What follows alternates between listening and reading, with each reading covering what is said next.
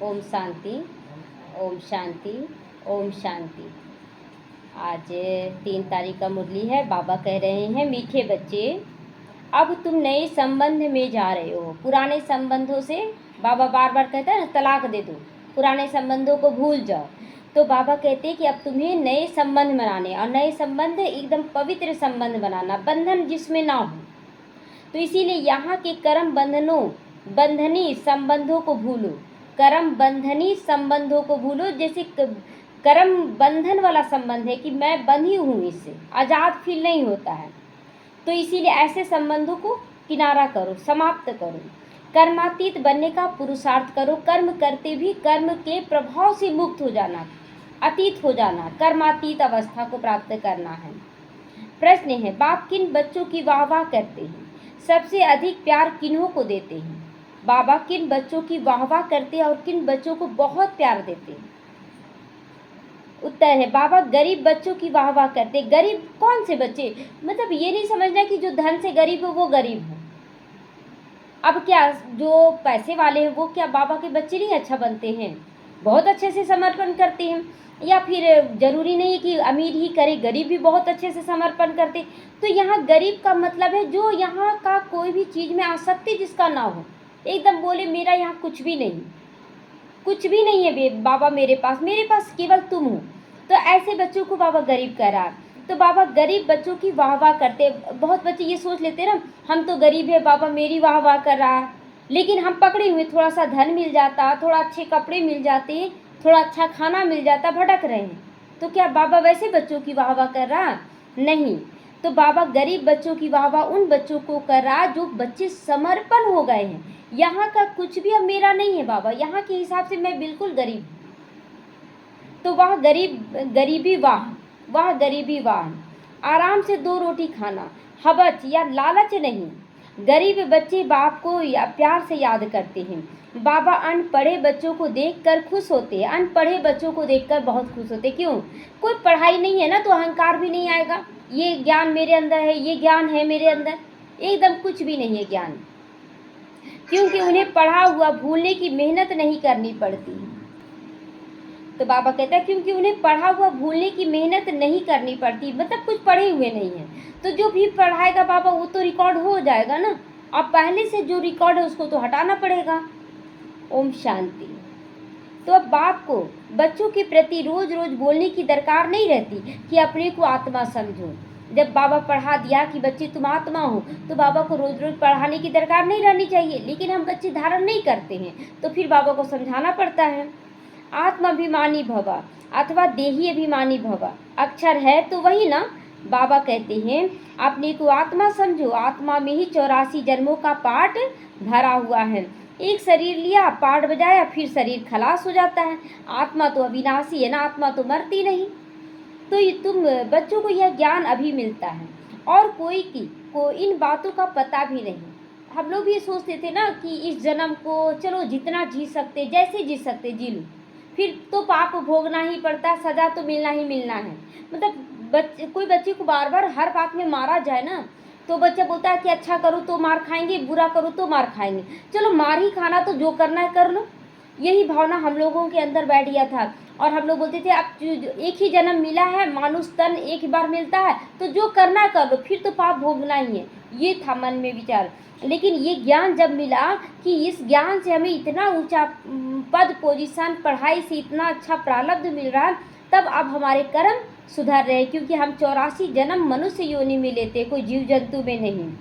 तो बाहर वालों को तो ये सब बातें पता ही नहीं। अब बाप कहते कोशिश करो जितना हो सके बाप को याद करो। धंधे धोरी में लग जाने से इतनी याद नहीं ठहरती।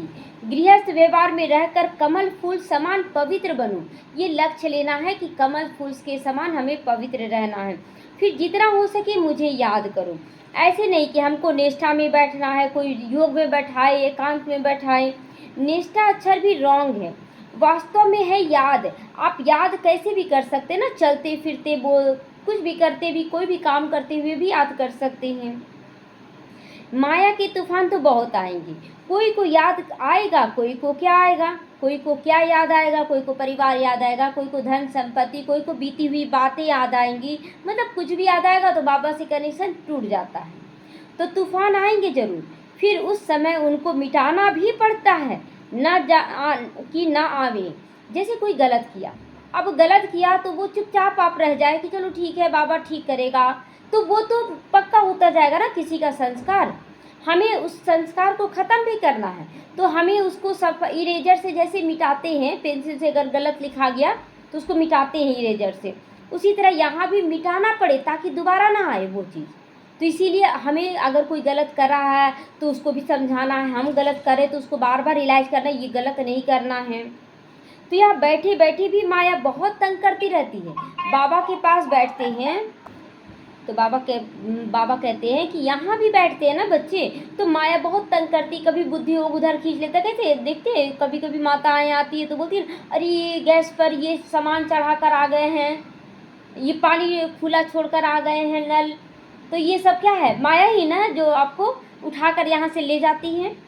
तो यहाँ यही तो युद्ध है ना, जितने हल्के होंगे उतने बंधन कम होंगे। तो पहले तो आत्मा निर्बंधन है, जब जन्म लेती है तो माँ बाप में बुद्धि जाती है, फिर स्त्री को अडॉप्ट करते हैं, जो चीज़ सामने नहीं थी वह भी सामने आ जाती, फिर बच्चे पैदा होंगे तो उनकी भी खुशी बढ़ेगी।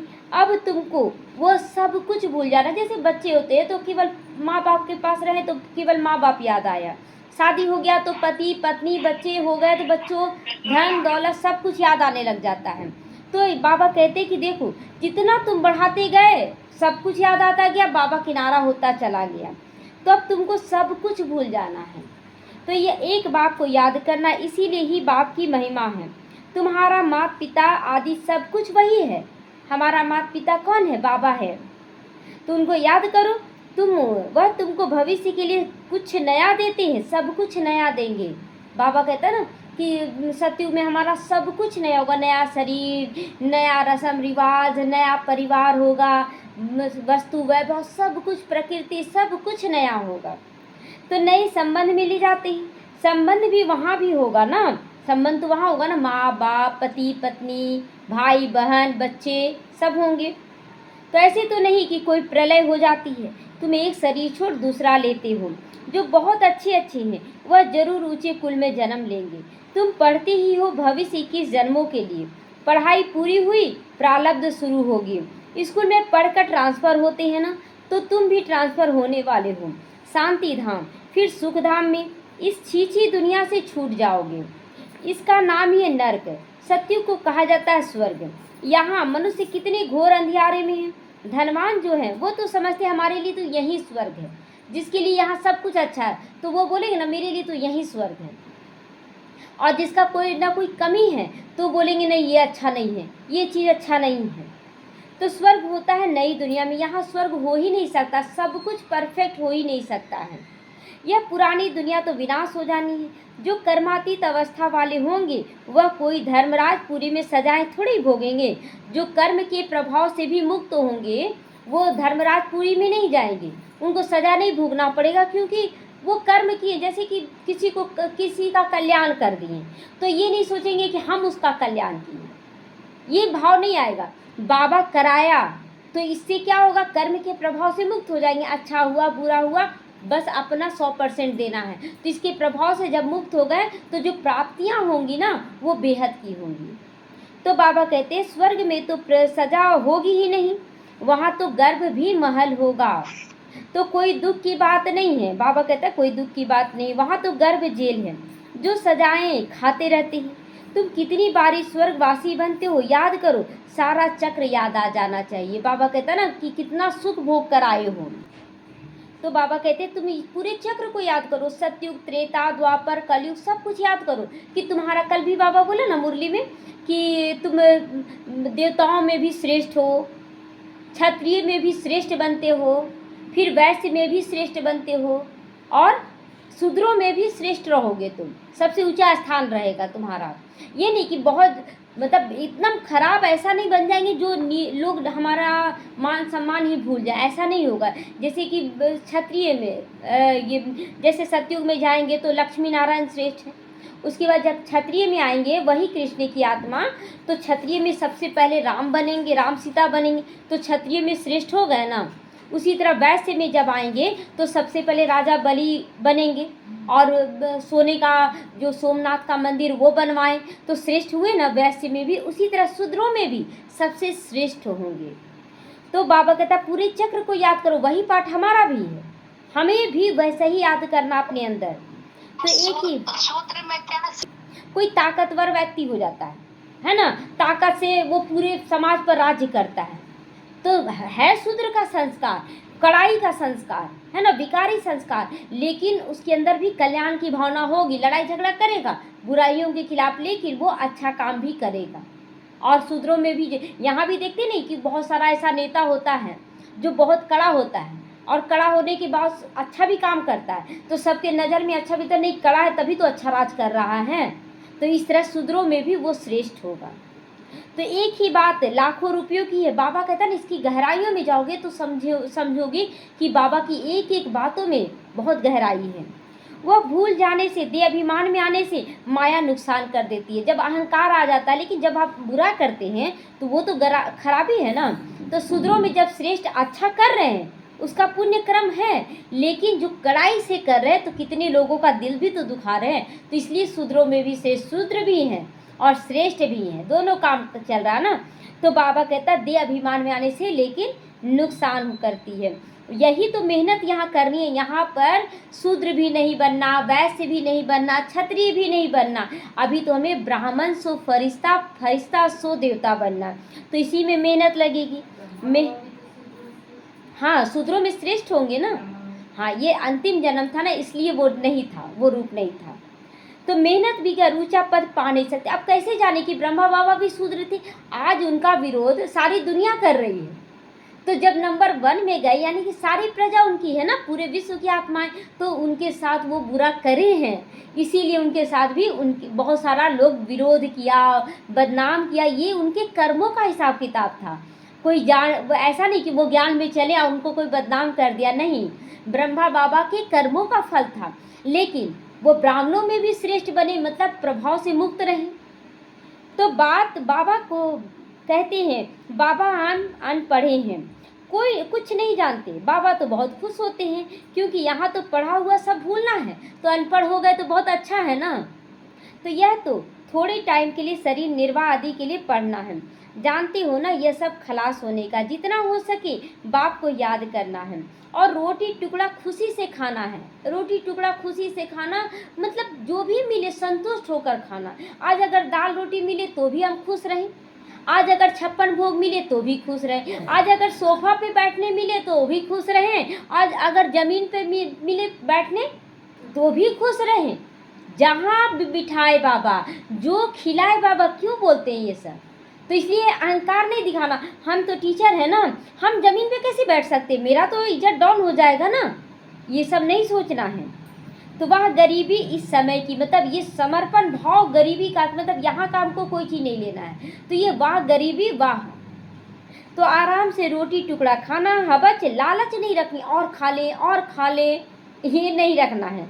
आजकल अनाज मिलता कहाँ है, चीनी आदि तो धीरे धीरे करके मिलेगी ही नहीं। ऐसे नहीं कि तुम ईश्वरीय सेवा करते हो तो तुम्हें गवर्नमेंट दे देगी। एक बार ना एक बहन ये जान ली ना, तो इसमें जब बोला गया ना कि मेरे बच्चे कभी भूखे नहीं रहेंगे, तो वो सोचती थी ना कि बाबा लास्ट समय में दे देगा, बोरा बोरा चावल दे देगा, सब कुछ दे देगा ला के। तो बोले ऐसा नहीं है, यहाँ पर बाबा सूक्ष्म तन में आपका पेट भर देगा, आपको तृप्त कर देगा, और यहाँ पर आपका देखते हुए भी आसक्ति नहीं जागेगा कि हम खाएं, एकदम ऐसा लगेगा पेट भरा हुआ। यहीं से अनुभव हो रहा है हम लोगों को भी। तो वह तो सब कुछ जानते नहीं, वह तो कुछ भी जानते नहीं। जो बोलते ना बोरे बोरे चावल आकर मिल जाएगा, गवर्नमेंट दे देगी, तो नहीं जान रहे, तभी तो ऐसा सोच रहे हैं ना। तो हाँ, बच्चों को कहा जाता है गवर्नमेंट को समझाओ जाकर। हम सब मिलकर माँ बाप के पास जाते हैं, उन्हों को बच्चों के लिए टोली भेजनी होती है। बाबा कहता है ना कि जो भी मतलब नेता है, कोई भी है, सब के लिए बाबा टोली भेजता था।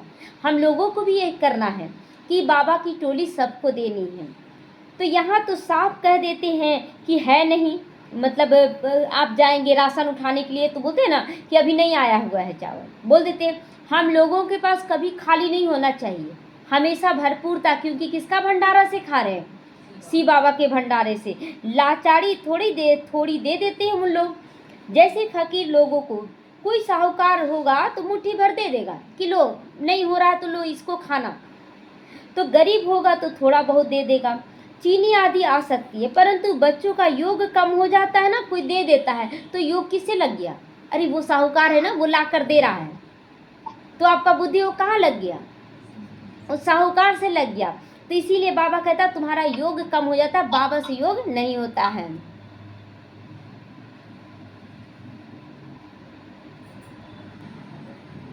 घड़ी घड़ी के घड़ियाल मतलब कुछ समय के लिए दिखावा करने वाले, घड़ियाल उसको कहा जाता है। कुछ समय के लिए वो लगेगा जैसे शेर बन गया, लेकिन रहता है घड़ियाल। तो अभी देखो बड़े मीठे बनेंगे, बाबा कहेंगे ऐसे बच्चों पर तो कुर्बान जाऊं कि बाबा भी मतलब हर बात में तो अच्छा ही बोलेगा ना, बुरा तो नहीं ना बोल देगा। टोनी जो मतलब बच्चे समझेंगे तो समझेंगे। तो घंटे बाद देखो कोई ना कोई बात में बिगड़ पड़ते, क्रोध आ गया, सारी कमाई खत्म कर दी, है ना, कितना पढ़ाया लिखाया और खत्म हो गया। अभी अभी कमाई, अभी अभी अभी घाटा हो जाता है। सारा मदार याद पर ही है। ज्ञान तो बड़ा सहज है, छोटा बच्चा भी समझा ले। अभी देखिए छोटे छोटे बच्चे भी क्या कर रहे हैं, पढ़ रहे हैं, पढ़ा रहे हैं। तो बाबा कहता मुरली लेकर हाथ में कोई भी पढ़ा लेगा ना, पढ़ देगा। परंतु मैं जो हूँ जैसा हूँ, यथार्थ रीति जानने से कुछ भी होगा। अपनी को आत्मा समझे, इस रीति छोटे बच्चे थोड़े याद कर पाएंगे। मनुष्यों को मरने समय कहा जाता भगवान को याद करो, परंतु याद कर ना सके, क्यों? क्योंकि यथार्थ कोई जानता ही नहीं भगवान कौन है, तो याद कैसे करेगा? और ऊपर से अगर पूरा दिन लगा दिए आप इधर उधर की बातों को याद करने में, तो समय पर क्या होगा कि बाबा याद नहीं आएगा, बातें याद आ जाएंगी। तो कोई भी वापस जा नहीं सकता, ना विक्रम विनाश होते। परंपरा से ऋषि मुनि आदि सब कहते आए हैं कि रचता और रचना को हम नहीं जानते। वह फिर भी सतुगुणी थे, सच बोलते थे कि हम नहीं जानते। अभी का तो साधु सन्यासी क्या बोलेगा, हम सब कुछ जानते हैं, हम ही भगवान हैं, अपने आप को भगवान बोल देते हैं। तो आज के तमो प्रधान बुद्धि कैसे जान सकते हैं भगवान को? बाप कहते हैं लक्ष्मी नारायण भी नहीं जानते, राजा रानी ही नहीं जानते, तो प्रजा क्या जानेगी? बाबा जानता था क्या ब्रह्मा बाबा पहले? नहीं, ब्रह्मा बनने के बाद ज्ञान मिला और भी तुरंत नहीं जाना, धीरे धीरे उनकी जानकारी बढ़ी। तो कोई भी नहीं जानते, अभी सिर्फ तुम बच्चे जानते हो, तुम्हारे में भी कोई यथार्थ रीति जानता है। कहते बाबा घड़ी घड़ी भूल जाते, जो समझते वो घड़ी घड़ी भूल जाते हैं। बाप कहते कहाँ भी जाओ सिर्फ बाप को याद करो, बड़ी भारी कमाई है, तुम 21 जन्मों के लिए निरोगी बनते हो। ऐसे बाप को अंतर्मुखी होकर याद करना चाहिए, अंतर्मुखी होकर बाबा को बहुत प्यार से याद करना है। परंतु माया भुलाकर तूफान में ले आती है, तूफान में ले आती है।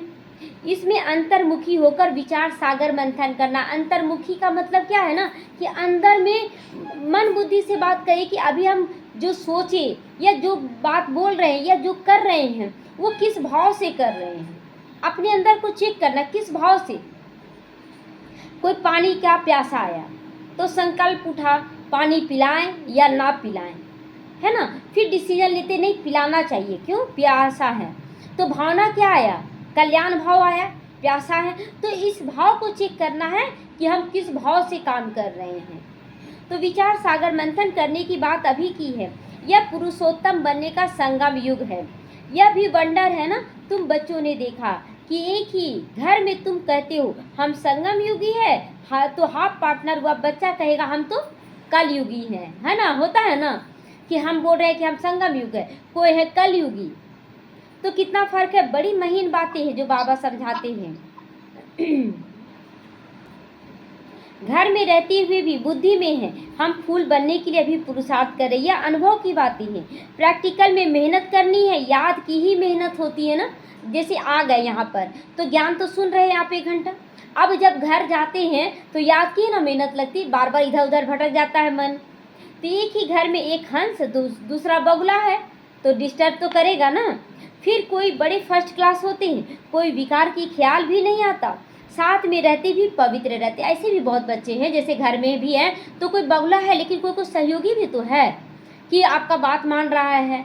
तो वो बाबा कहते वैसे भी बच्चे रहते हैं, साथ में रहते पवित्र भी रहते हैं, ठीक है तुम जो कहो हम वही करेंगे, ऐसे भी बच्चे हैं सहयोगी।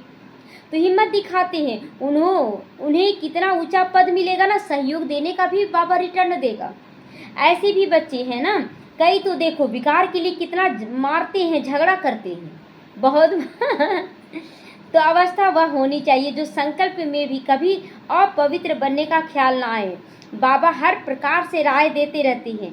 तुम जानते हो, श्री श्री की मत पर चलकर हम श्री लक्ष्मी और श्री नारायण बनते हैं।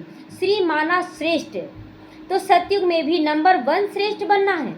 नंबर 1 श्रेष्ठ है लक्ष्मी नारायण बनना। त्रेता में 2 डिग्री कम हो गई। यह ज्ञान अभी तुम बच्चों को मिलता है। इस ईश्वरीय सभा का कायदा है, जिन्हें ज्ञान रत्नों का कदर है कभी भी उबासी आदि नहीं लेते। मतलब जम्हाई आता है, उबासी लेते हैं, नींद आ रहा है, ये सब नहीं आना चाहिए। उन्हें आगे आगे बैठना चाहिए, जो बिल्कुल जागृत है उन्हें आगे बैठना चाहिए। कोई बच्चे बाप के सामने बैठकर भी झुटका खाते हैं, नींद लेते हैं और जम्हाई ले रहे हैं, आंख बंद हो जा रहा है, उबासी देते रहते हैं।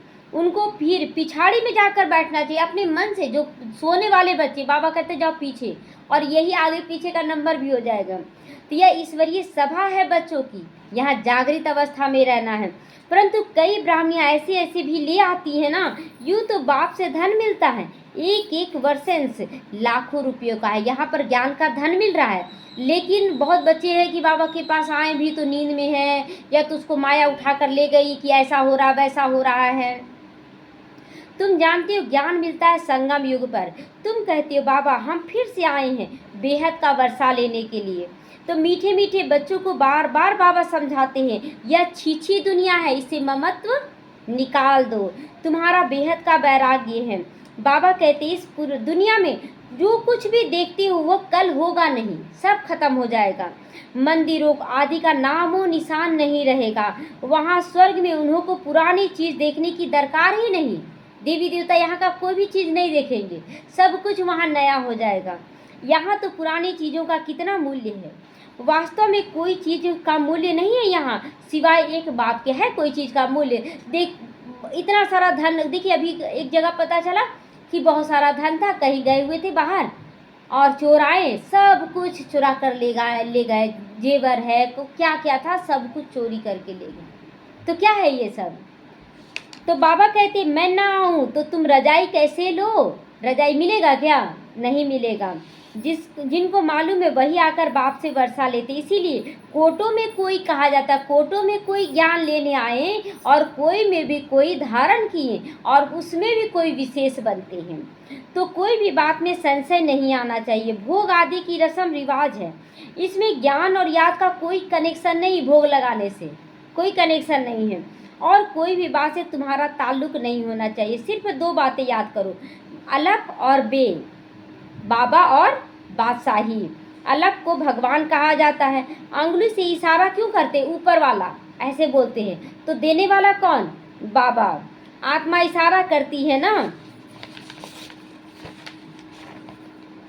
तो बाबा कहते हैं भक्ति मार्ग में तुम मुझे याद करते हो, तुम सब मेरे आशिक हो। यह तो भी जानते हो कि बाबा कल्प कल्प आकर सभी मनुष्य मात्र को दुख से छुड़ाए शांति और सुख देने के लिए आए हैं। तब बाबा ने कहा था सिर्फ यह बोर्ड में लिख दो कि विश्व में शांति बेहद का बाप कैसे स्थापन करते हैं, आकर समझो। बोर्ड में लिख देने के लिए कहता है कि लोगों को बोलो कि देखो कैसे शांति लाए, आकर तो समझो कैसे शांति लाना है। तो 1 सेकंड में विश्व के मालिक 21 जन्मों के लिए बनना है। एक जन्म में हम लोग कितना ऊंचा पद पा रहे हैं, 21 जन्मों के लिए। तो आकर समझो। घर में बोर्ड लगा दो, 3 पैर पृथ्वी पर। तुम बड़े से बड़े हॉस्पिटल यूनिवर्सिटी खोल सकते हो। 3 पैर पृथ्वी से, आज देखिए हो रहा है ना, आज 3 पैर पृथ्वी से बेहद की सेवाएं हो रही हैं। तो याद से 21 जन्म के लिए निरोगी बन जाओगे। पढ़ाई से स्वर्ग की बादशाही मिल जाती है। प्रजा भी कहेगी हम भी स्वर्ग के मालिक बने। तो आज मनुष्यों को लज्जा आती है क्योंकि नरकवासी हैं, लज्जा आती है, कोई गलत काम कर लेते हैं तो खुद कहते हमारा बाप स्वर्गवासी हुआ, तो नरकवासी था ना पहले, जब मरेंगे तब स्वर्ग जाएंगे, यानी कि आप भी नरकवासी हैं, तब तो मरेंगे तो स्वर्ग जाएंगे। तो कितनी सहज बातें हैं। अच्छा, काम करने वाले के लिए खास कहते हैं यह बहुत आम महादानी था, खास काम करने वाले के लिए बोलते हैं ना, जैसे कोई भी मतलब महादानी का नाम आज भी बहुत सारे लोगों का आता है तो बोलते हैं ये बहुत बड़ा दानी था, महादानी था। तो वह स्वर्ग गया, परंतु कोई भी जा नहीं सकता। अब भी देखिए कि कोई मांगने आया पैसा, कोई मांगने आया पैसा, हम सोचे नहीं दे देना चाहिए, बोला, अब वो लिया पैसा और लेके जाके शराब पी लिया। ठीक है, दान किए तो अच्छा हुआ कि बुरा हुआ? बुरा हो गया। अब देखिए दूसरे दिन ही फिर मेरे मन में आ रहे शराब पी लिया ना, अब नहीं देंगे किसी को। अब दूसरे दिन सच में कोई भूखा आया, सच में कोई भूखा आया, हम बोलते नहीं कल शराब पिया था, अब तुमको नहीं देंगे, तुम लोग झूठ बोलता है, बेचारा तड़प तड़प के मर गया, फिर पाप चढ़ गया। समझना है, ये सब परखना है कि किसको देना है नहीं देना, ज्ञान के माध्यम से। तो बाबा कहते हैं कि परंतु जाता कोई भी नहीं। नाटक जब पूरा होता है तब स्टेज पर आकर सब खड़े होते हैं। यह लड़ाई भी तब लगेगी जब सभी एक्टर्स यहाँ आ जाएंगे, फिर लौटेंगे। शिव की बारात गाई जाती है ना, देवी देवता साथ में जा रहे हैं और पीछे से बाराती जाएगा, तो शिव बाबा के साथ सभी आत्माएं जाएंगी। मूल बात अभी 84 जन्म पूरे हुए, अब इस जूती को छोड़ना है। जैसे सर्प पुरानी खाल को छोड़कर नया लेते हैं, हमें भी पुराने शरीर से ममत्व निकालते चले जाना है। तुम नई खाल सतयुग में लोगे। श्री कृष्ण कितना खूबसूरत है, कितनी उसमें कशिश होती ना। आज भी देखते कृष्ण को तो लगता ना ऐसा पति, इतना सुंदर पुत्र मिल जाए तो फर्स्ट क्लास शरीर है, ऐसे हम लेंगे। कहते हैं ना हम तो नारायण बनेंगे, तो यही लक्ष्य लेना हम भी बन जाएं। तो यह सड़ी हुई छीछी खाल है, हम ये छोड़कर जाएंगे नई दुनिया में। तो यह याद करते खुशी क्यों नहीं होती कि हम कौन बनने वाले हैं? लक्ष्मी नारायण बनने वाले हैं। जब कहती हो हम नर से नारायण बनते हैं, तो इस सत्य नारायण की कथा को अच्छी रीति समझो। श्री का मतलब पहले श्रेष्ठ कर्म करके श्रेष्ठ बनना, फिर सत्य स्वरूप में स्थित होना, मैं आत्मा हूँ। श्री सत्य, तब फिर नारायण बनेंगे और फिर यही कथा द्वापर से गाई जाएगी। तो कहाँ बनना है? श्री सत्य नारायण, यही बनना है। तो जो कहते हो वह करके दिखाओ। जो कहते हो हम तो विश्व कल्याणकारी हैं, तो हम बोल रहे हैं केवल, और कदम बढ़ाने के लिए पीछे क्या करें? अब घर भी है ना, परिवार भी है ना, तो एग्जाम्पल किसी एक को बनाया जा रहा है कि कैसे घर परिवार में रहते भी कर सकते हैं। तो कहनी और करनी एक जैसा होनी चाहिए। धंधा आदि करने के लिए बाबा मना नहीं करता, भल करो। बाप कहते हाथों से काम करो, दिल से बाप को याद करो। जितनी धारणा करोगे उतना तुम्हारे पास नॉलेज की वैल्यू होती जाएगी। धारण करोगे तब आपके पास नॉलेज बहुत है, जैसे धन बहुत है, लेकिन धन को फिर बिजनेस में कैसे लगाया जाए ये नहीं आता है, तो आपका धन फिर खत्म होगा कि बढ़ेगा? खत्म होगा ना। तो नॉलेज की धारणा से तुम कितने धनवान बनते हो, यह रूहानी नॉलेज है। तुम आत्मा हो, आत्मा ही शरीर से बोलती है, आत्मा ही ज्ञान देती है, आत्मा ही धारण करती है। अच्छा, मीठे मीठे सीखे लदे बच्चों प्रति माता पिता बाप दादा का याद प्यार और गुड मॉर्निंग। रूहानी बाप की रूहानी बच्चों को नमस्ते। हम रूहानी बच्चों की रूहानी माता पिता बाप दादा को याद प्यार, गुड मॉर्निंग और नमस्ते नमस्ते। शुक्रिया बाबा, शुक्रिया।